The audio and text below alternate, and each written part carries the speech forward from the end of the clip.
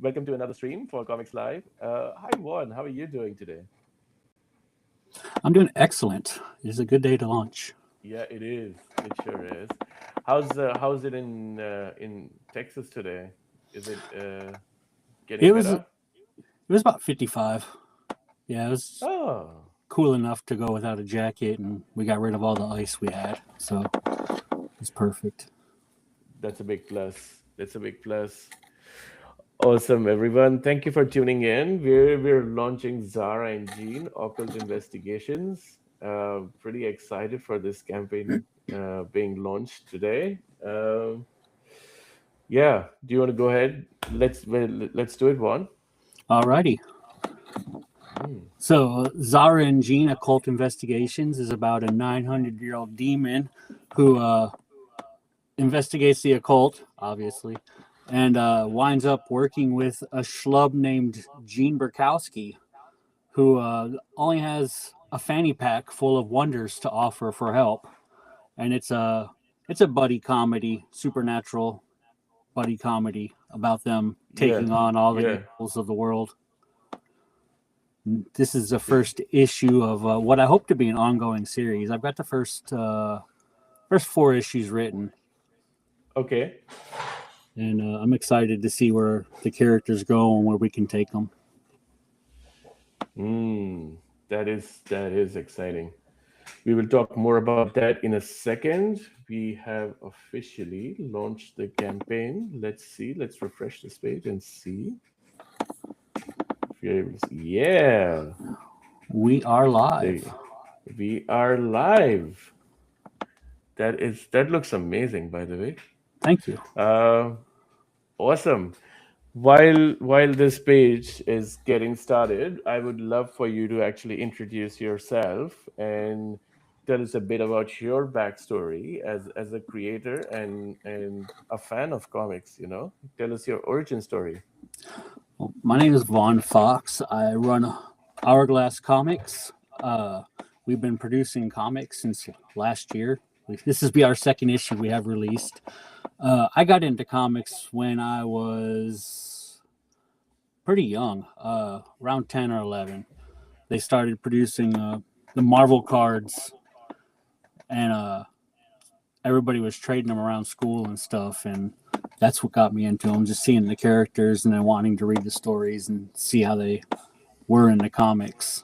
And so we started snagging up comics and reading anything we can get our hands on. And I really gravitated towards Sleepwalker, was my favorite character, and maybe the only person whose favorite character it was, but I stuck around for all 32 or 33 issues. Mm, And then from mm. there it was Spider-Man, and then of course in the 90s we had Image, Yeah, yeah, yeah, and it just blossomed from there. yeah. I mean, Image has definitely like changed the game for so many of the comic book fans, isn't it? Uh, I mean, Yeah, I am personally myself like a huge Jim Lee fan, but yeah. I, I have Jim Lee's Wildcats #1 autographed. Oh wow. Yeah, from back in the days when you just walk into a con and get autographs instead of having to stand in line and pay Yeah, yeah, buku bucks. yeah. Yeah. From the public chat, Bayakuya of the Dreams. Congrats on the launch. Thank you so much, Siddharth. Thank you so much. Yeah. Uh, awesome. So you were talking about Image Comics one. So how did you get into publishing? Is it like a lifelong dream that you had? It it was something that I did a lot as a child. My neighbors and I would draw comics and stuff, and we always thought it'd be fun to do. But I gravitated more towards film and wrote scripts, film scripts and stuff growing up. And when I got out of high school, I continued writing film scripts. And I have a friend named Greg Pauly who's a film student, and we wrote Murder Face together as a script, a film script, and we had a producer and shopped it around and tried to get it, funding for it. And when everything kind of petered out and nothing happened with it, or we weren't able, not nothing happened, but we just weren't able to get funding for it. I brought up doing it as a comic, and so that was why Murderface was our first comic. It's going to be 4 issues, and we did the first issue of it, and we have the second issue of it coming out this year in July. And that's just where I got started, and I started looking around at different publishers and stuff, and it just seemed like something that I would enjoy doing on my own as an independent publisher, rather than trying to find someone else to put it out. Definitely. You didn't end up making a short film on Murderface, though, right? I think I saw it on Yes, YouTube. that was actually the short film came before everything else. That's where Greg and I met on the set of his short film. We had a mutual friend named, we had a mutual friend named Derek that was like, hey, they need some extra hands to help. And so I went to help, and I enjoyed the character and what it could be. And I went home, and within the next 3 or 4 months, I had written a 90-page script for it. And then over the years, Greg and I massaged it into place, and we'd send it off to get it read, and then it would come back with notes, and we'd make changes, and then we went back and forth sending it off several times, and then finally it came back with like what would be considered like a B grade, and we were pretty happy with it at that point. And so there is a Murderface short floating around out there, and it preceded all of the movie talk and the comic talk and everything. That's what all of it was based off of, was that one night of shooting. That's amazing. Well, this show is not about Murderface. It is about Zahra and Gene. So I know you did briefly touch upon that, but can you tell us a bit more about Zahra and Gene? So you said Zahra is 900 demon, and Gene is Gene. Yes, he defies any kind of explanation.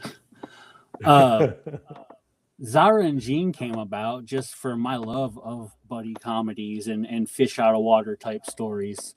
We take Gene and we just straight up drop him into this underworld that he never knew existed, and he's not prepared for it all. He used to go ghost hunting sometimes, and that's why he feels like he would be a good fit. But it's way more than ghost hunting. And I wanted something that I could continue writing, like a Monster of the Week type story.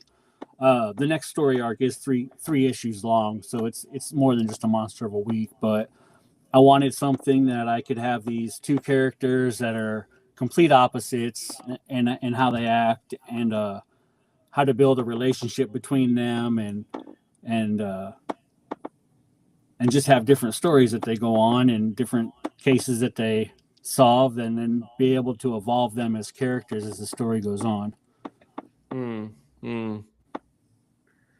Yeah, that's fantastic. So, like you already mentioned a bit about what's the story arc like. Can you tell us how like, this is obviously issue 1 and kicking off the story, but how far along have you already planned your arc? And so issue 1 standalone, so anybody reading it could just jump right in, and it pretty much is beginning to end. I have probably, I don't know, man, like 30 some issues planned. Damn. Yeah, I have a lot of stories that I want to tell with them, and they all came like rapid fast. Like, oh, we could do this, we could do that, we could do this, and so I don't know how much that's going to change, because a lot of it, I just go by what feels natural for the characters. Like after this next 3 comics, I'm already planning the next story arc, and that was something that I hadn't even planned in the initial story. It just came about because it felt natural for the characters. And so that was a whole new story that I didn't plan on telling, but I'm really excited for it. Yeah. Awesome. let's get into the covers a little bit. Tell us about all the fantastic cover gallery of Zara and Jean. Well, this one on the screen right now is by Joseph Howalesco, and it's the very first one that I had commissioned. And I told him I wanted something that looked a little Scooby-Doo-ish. We were going for a Scooby-Doo feel. And It does capture that vibe 100%. Like that's the first thing I thought of it when I looked at it. So originally, she was supposed to be cradling him in her arms like Scooby and Shaggy do. But Joseph came back and he's like, if we do that, it's going to cover her boobs, and that's kind of what you're selling the comic on. And I was like, you know what? Just do what you want to do, and we'll see how it looks. And I love it. I think it's great. yeah, yeah. He does. Gene does look pretty scared. I love the fact that he's standing behind her and he's still got the fanny pack in the picture.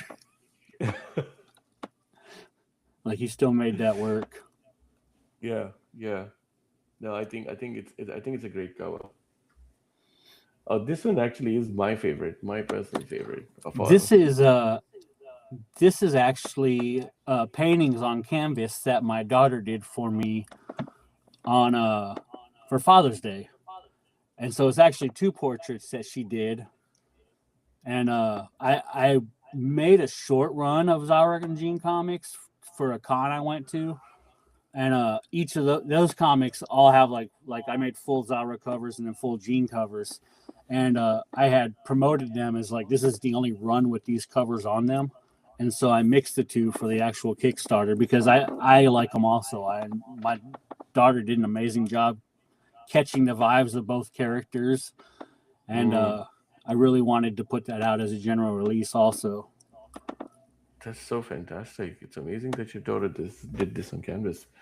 I always love painted covers. Like they just are very, very different to whatever you see. Like obviously like all covers are painted digitally or physically, but somebody has done it physically, and that just gives you such a rich layer of it picks up art. all the texture and everything on it too. Yeah, exactly. Amazing. This one was done by Renato Zacchedo. I maybe butchered his name. Sorry, Renato. But I just told him I wanted an action pose, and this is what he came back with, and it's better than anything I could have asked for. It is. Oh, sorry, you were saying? Oh, I was just gonna say how much I love it. I was just gonna gush about it.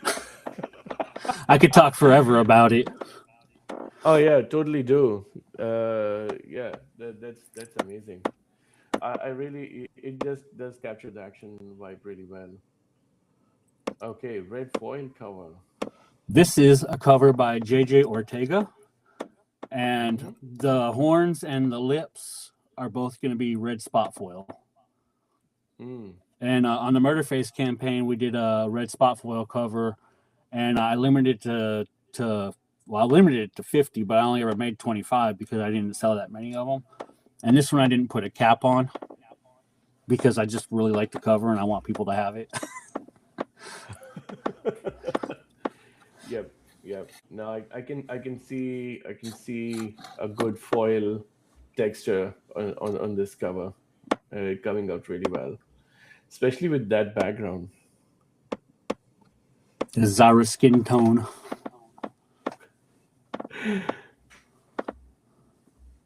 Yeah, exactly. Okay, black back cover.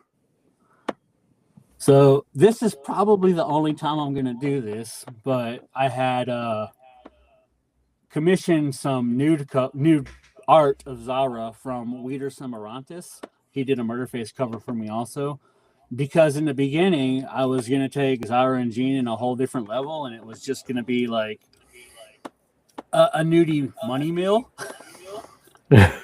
And in the midst of doing that, I fell in love with the characters and decided that's not the direction I wanted to take. So I still have art that I commissioned, and I wanted to go ahead and offer it to people so it's not just hoarded in my office. But Yeah, yeah. this comic does come with one page because there was a mix up with my artist for the main comic where he drew some characters naked. I went back and I'm like, hey, these people are supposed to have clothes on. So this comic is going to come with the nude version of that page also. Yeah, yeah. Yeah, shout out to Nicole. Better late than never. Hey, Nicole. It's awesome. And yeah, so that you're right. I really like the minimalist feel of the cover as well. The red foil one. Totally agree with that. Thank you. What I love about the black back cover is though, like it is painted as well, right? Yes, The Wiedersum does all his covers hand painted. He actually Yeah. he has a deal right now. I think he has 10 slots open, and he's doing commissions for $100 right now. And he sent me all the videos of him hand painting the cover. He posts a lot of updates on Instagram as he's painting the covers, and it's just amazing to watch. Like, I watch him paint other people's stuff just because it's so fun to watch him paint. You have no idea. Like for me, that like watching artists draw stuff, paint stuff is like the perfect ASMR. Like I feel like I feel so relaxed just watching that. Yeah, I mean we all grew up with Bob Ross painting his stuff, right? On Yes, TV. exactly. For the love of Bob Ross.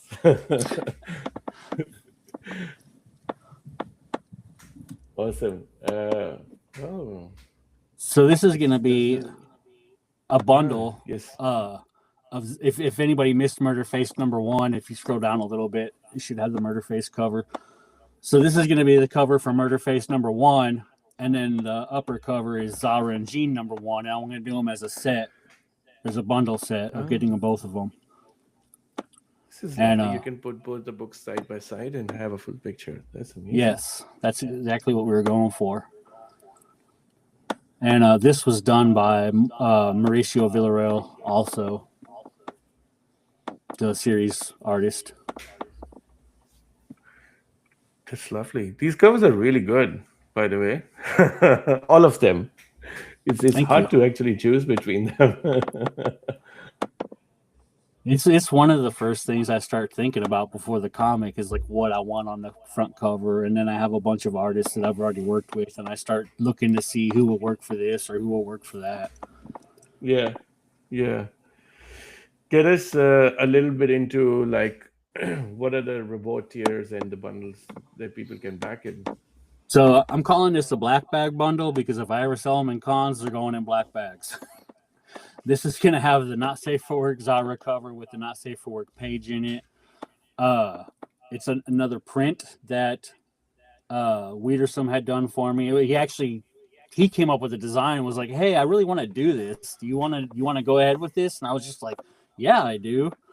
And so I'm offering that as a print, and then we have a sticker of her in lingerie that I had commissioned from an artist named Dream Inked, and then I have a Not Safe for Work standee that I'm also offering up, and so that's all going to be in the black bag Not Safe for Work bundle. This is the original art that I have right here. This is Wiedersum's actual hand-painted art. And it's going to come with the Not Safe for Work comic. And I know that $500 is a bit pricey, but it's shipped all the way from Brazil. Oh, that's fantastic. And there's only one of it. Correct. That's the original art piece that was used for the cover. Yes. Fantastic. Hello, Catherine Fox. Hey, that's my Welcome daughter. to the stream. Oh, that's amazing. She's the same one that did the cover C. Cover C. We'll show it shortly again when we're talking about the awards. So we have a couple of original art pieces. Yep, For the I got Not the Safe other for one Work right here. cover. Yeah. This is the other one that it's her doing a strip tease with the Fanny Pack, Mm. and he created it, or he did the pencil outline for it, and was like, "Hey, you want to do this? Because I really like the idea." And I was just like, "This is an amazing idea. Yes, we're gonna do it." That's so good. And then there's obviously digital stuff. Yep, the digital copy for $5. So, yeah, I think a lot of the digital, a lot of digital tiers are really well priced. So It's our red foil cover we talked about. yeah, this is always interesting to me, and I'll ask you a few questions on that. But yeah, not a fan of the not safe for work standee. um, cool. Let's say I always love the get drawn into rewards. They're always fun to see when people have them. So my question is, do you always like leave some of the characters that need to be drawn for later, or like This one for Murderface, where you can see Billy and Misty, I kind of added characters. Like, there's something that happens in the first issue where that happens on live stream, and so I was trying to figure out, like, can I add characters to this? Like, that'd be fun. And then I was like, well, we're doing a recap of the live stream. I'll show people reacting to it. And yeah, so in that one, it was kind of like trying to find a place where I could add people. This one, in the next issue of Zahra, Gene, it has cultists in it, and so I'm gonna make cultists out of the people that want to get drawn into the comic. yeah. I think like if you want to have them as a non-speaking character, that's usually relatively easier to get them in there, probably like as part of the crowd, or like some sort of group. But usually it's very hard to, like, if there's a speaking character, I think that makes it a bit more Yeah, yeah. and I don't think I would ever say like, oh, because then you're putting like, I know it's not really them, but it's a representation of them, and if they take issue with what the words are or dialogue is, it could cause issues. That is true. And That so is true. I try to make it to where it's something prominent enough to where it's it's not going to be like a little tiny head in the background, but I try to make it prominent enough so it also gives the artist room to actually catch the facial characteristics of the person and stuff too. Yeah, that's And a good idea. this was done by Lewis Reborn on the Murderface comic, and I think he did a great job of capturing the essence of their character. Yeah, you did a fantastic job. You can see both their, like you said, facial features, and like really captured well with expressions and everything. It's fantastic. I remember like some campaigns they've done, like, and this is just for shits and giggles, that like they've had like character that gets killed in the book, and people have actually paid like $200 to get killed in a book, which is hilarious. Yeah. I've thought about doing that for Murderface, Yeah. Nice. where we'll design a death scene together and they could die in far out ways.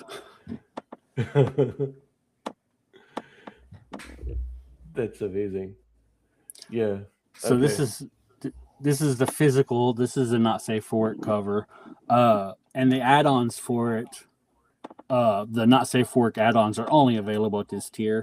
Like, I didn't want the whole campaign to be full of what I consider to be just a small subset of what there is to offer, and so I tried to keep it all kind of contained to one reward tier. Yeah, definitely. No, that's smart.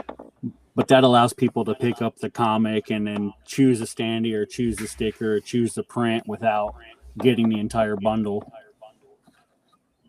Nice. Nice. There's also the Murderface, Zahra versus Murderface side by side. I love that. How the whole scene is complete here. Yeah, and I'm going to work with Comix Wellspring when I print to try to get it so it matches up a little better than how I have it. Because I was kind of just cutting for comics, like we're getting the images out there, and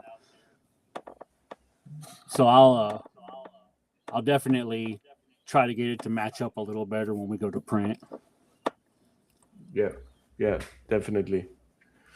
By the way, shout out to Comix Wellspring. They have been a fantastic print partner for us, and we have a lot of print-on-demand books available on the site, including Murderface. Yes. So this is just the physical cover B, the one by Joseph Howlesco. This is the Renato Zucchetto cover. That's my daughter's cover. Amazing. And then there's bundles. Yeah, so we had the 4-cover bundle. $40 for 4 covers. There's not much to say about it. That's actually quite a good price. Yeah. Well, there's a physical cover A that we didn't go over. Oh yeah. This came in very recently, right? Yeah, it was. I was trying to beat the buzzer to get it in. So what happened was I had hired Joseph Howlesco to do that cover B, the Scooby-Doo cover, and I showed it to the art team at Red Potion Studios, and they were like, "Hey, can we mess with the color a little bit to see, just to play with it?" And I was like, "Yeah, that's fine." And they sent it back completely redrawn in the style of the comic, which is fine. They didn't charge me for it or anything. But I was using that as kind of stand-in cover A while we decided what we wanted for cover A. And I didn't want to have 2 comics that are exactly the same, just different art or different art styles. And I didn't want to step on Joseph's toes by, hey, we took your art and made it different without talking to him about it. Awesome. And we have the 5 cover and all in bundle with everything. That's everything that's not in the not safe for work tier. So we got the 4 regular covers, we got the foil covers, standees, the sticker bundle, and I'm also going to throw in an autographed script. Ooh, that's amazing. That's amazing. That's before I did the rewrites while I was lettering. So yeah, the comic used to be a hard R because I told you I was going a different direction. But then I went through and I toned the language down. I decided there was no reason for Gene to be dropping F-bombs. I think it's more wholesome that Gene never cusses. And so I decided to drop it. I decided to drop it from an R to around a PG-13.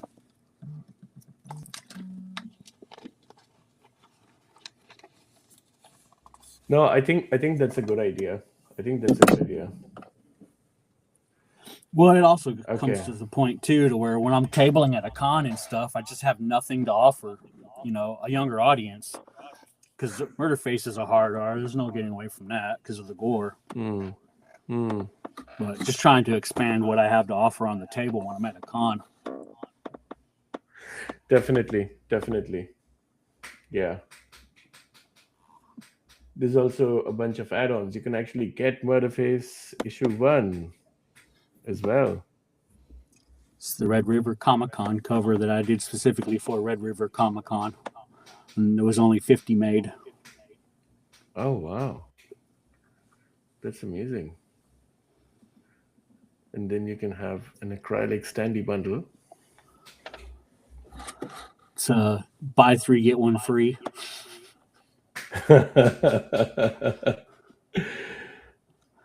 And then a bunch of other Murderface covers. Yeah, it's all number 1. It's just the different covers that we had available during its Kickstarter. Yeah. No, that's fantastic. Awesome. One, I love to put people on the spot, and let me do that for you. You know, um, so tell us top five pop culture things you like. This is a big hard turn towards knowing you better as a creator. So top five culture things you like. Number one Shoot. is going to be Hanna Barbera. If I took down this divider, you'd see that my room is full of Hanna Barbera stuff. Uh, Board games from the 50s. I have a funky Phantom puzzle from the 70s. I love Hanna Barbera. I got Scooby Doo villains on my desk. Wow. Two would be the Muppets. Hmm. The new Muppet Show. Go watch it. I know Matt Vogel's not all of our Kermits, but it's still a great show. The revival was good. I hope it comes back. Yep. Uh, Three would be Marvel Comics Hmm. as a whole. I guess is that cheating to say it as a whole? No, definitely not. Yeah, I mean the question is so broad. You know. Four. I just told you my whole personality in three. Oh, you know what? We'll say Venture Brothers. I love the Venture Brothers. Is one of my favorite shows. Oh, and Rocky and Bullwinkle. There's a lot of older stuff in there. Yeah. Rocky and Funky Bullwinkle. Phantom. Hmm. Yeah, I have my favorite Hanna-Barbera cartoon would be the Hair Bear Bunch. No, I'm just kidding.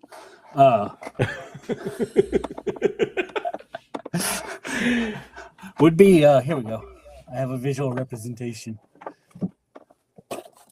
Hong Kong Phooey. That's fantastic. This comment is really good.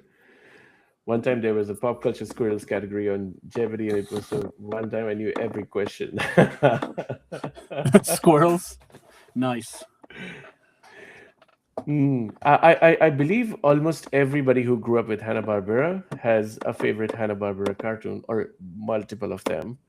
So yeah, I think for me it was definitely I've watched a lot of both Flintstones and Jetsons for a weird reason. They have like two people on a very different time scale, and for wacky races is actually uh, something that I've always loved. I don't know why. I have a Wacky Races board game, but it's fun. I mean, it's just a lot of weird characters. So this is very telling. When I was in high school, like not middle school, not elementary school, when I was in high school, I would wake up every morning and I would get a bowl of cereal and I would watch the All Star Laugh Olympics. And I had a notebook and I would keep track every day of what events were done, who was in the events, and who won. And I have no idea why. We didn't have Wikipedia back then. I was like doing a Wikipedia for Laugh Olympics. I just loved keeping Yeah. track of what characters won. And I recently just bought a Laugh Olympics hoodie. I Yeah. saw it. It was like an instant buy. Mm-hmm. Yeah. And I also love collecting Scooby Doo stuff like you. I have like I don't know. I gifted my daughter like 100 Scooby Doo stickers, and they're all like very different, like many different art styles. Yeah. Uh, i I heard this on one of the commentaries that Scooby Doo was written by people who wanted to write a very much like an adult story, but they were kind of not forced, but they were like kind of supposed to write a kid story. So you see a lot of like subtle adult hints in the story, like Scooby Snacks is kind of like a metaphor for weed. Yeah. And, yeah. Yeah, Yeah. So plus some of those monsters were scary. yeah, definitely, I definitely. remember genuinely being scared of some of them when I was younger. Yeah, and they have stories about like corn and the band Corn, and uh, there's a specific episode about the band Korn, I think, and That was and a, I there's think that was obviously a lot of. I think that was a South Park episode where they're making fun of Scooby Doo. Is that the one? Oh Yeah, damn! I think that's I am remembering it incorrectly. You're absolutely right. Yeah, yeah. You they said do Corn, have. and I was like, what? I know they've done a Kiss. They did a movie with Kiss, and they've done the WWE ones. So it would fall in line to do a Corn one. They did a lot of episodes with Simple Plan. Apparently, Simple Plan was a huge Scooby Doo fan as well. Oh, nice. I didn't know Yeah, that. I think Simple Plan does have. I think they did theme for two of the Scooby Doo series as well. So yeah, Nice. But yeah, that's me. That's all cartoons and puppets. amazing, amazing. So yeah, you said 30 books. Oh yes, that was the one. I'm Halloween special with Corn. That was the South Park episode. You're absolutely right. I completely misremembered that, but that also goes to show how well written that South Park episode was. It just tricks you into thinking it was Scooby It embedded Doo. itself as an actual episode. Yeah, yeah, exactly. Awesome. So tell us a bit about your slate this year for Hourglass Comics, and like you're obviously doing this campaign this month, but you have a few others coming this year as well, right? Yep, we got this one coming out, and then in May we are going to launch. I brought on a guy named Jeff Muth, and he has this comic called Simon Says, and he had it distributed through Blood Moon Comics, and they went under during the whole Diamond debacle that took so many indie distributors with them, or publishers with it. And he approached me on Instagram one day. He's just like, "Hey, I got this comic, and you look like you have a pretty good publishing company," which I didn't. I have one comic out, but we've been working on getting his. He's got, I think, 8 issues done, and he had 5 issues in print. And we are gonna release his first 4 comics in one graphic novel. I'm re-editing it and I'm relettering it and stuff, trying to polish it up a little bit. Plus, we just want to offer something different than what's already out there. Yeah, And yeah. so it'll be the Hourglass release of Simon Says, but we have that coming out in May. July is gonna be Murderface issue 2. Got the first 5 pages of it in already. They're working on the other 19 pages. And then in October, I want to release it's Lechuza versus La Llorona. And it's a comic book that I've been working on with my wife. She's Mexican, and we've been putting Mexican lore into it. I've been working with her to make sure everything seems authentic to the culture and stuff like that. And she's been a big help there and a big support in all of this, actually. Amazing. So that's what we got. We got four comics coming out this year. That's fantastic. That's quite a lot of work, considering like the comics are actually a lot of work. So Yeah, well, I mean, you and I, it seems like we've been talking almost 24 hours a day over the last week trying to get the campaign up and going. I know. And I work nights, so I think we kind of share like close to the same schedule, maybe. I always I'm often wondering like what's the time there like in Texas, like you're still up, like still Yeah, messaging me. it's been a little sleep, but yeah, I think that we tried to start this at 2, and I think it was 2 p.m. here, and I think it was 6 o'clock in the morning for you. Yeah. But we are here. We'll rock it for the next month or so, and we hope to get to our goal. To get Zahra and Gene made and be in the hands of people. Absolutely. Yeah. Do you know what's the timeline on the comics? I saw the pages have already been lettered, and it's mostly there. The comic is finished.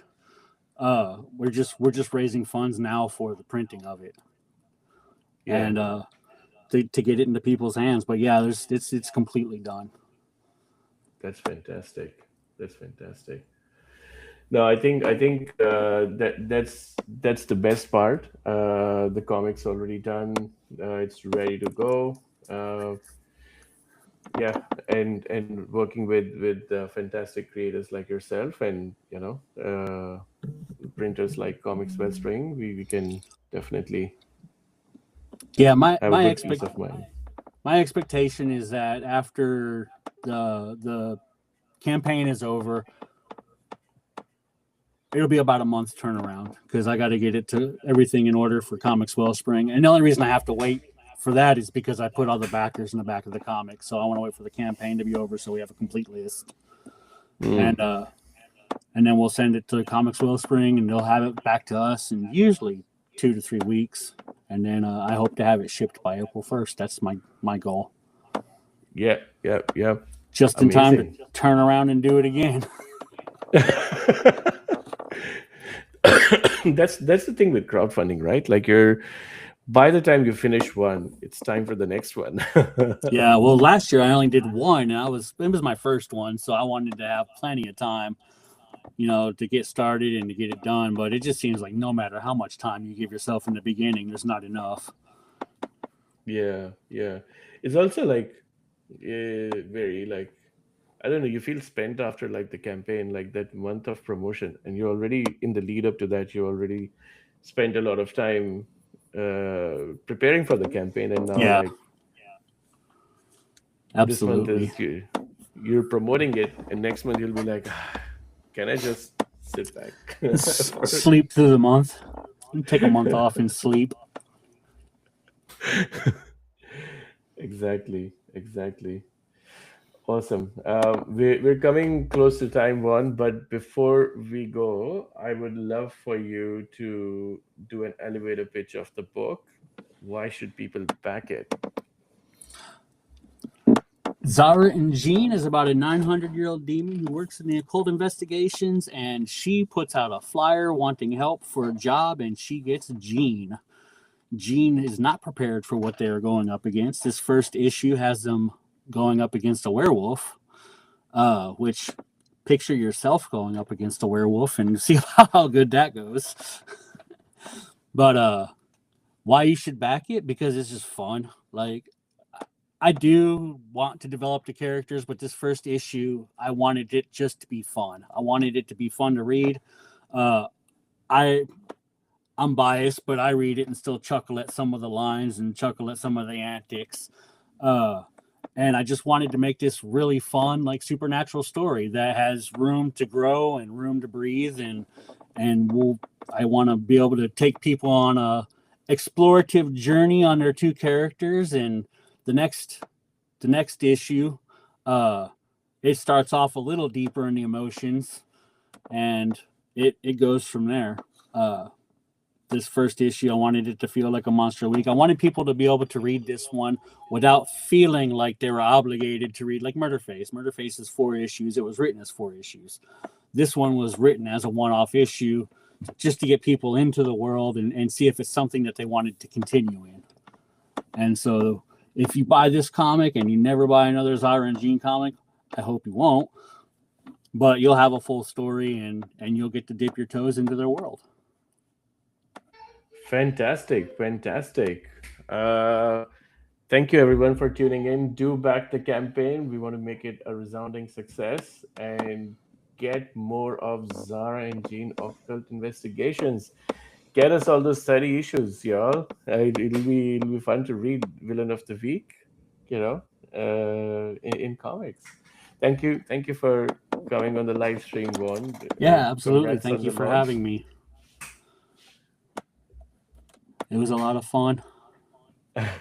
Awesome. Until next time, everybody, stay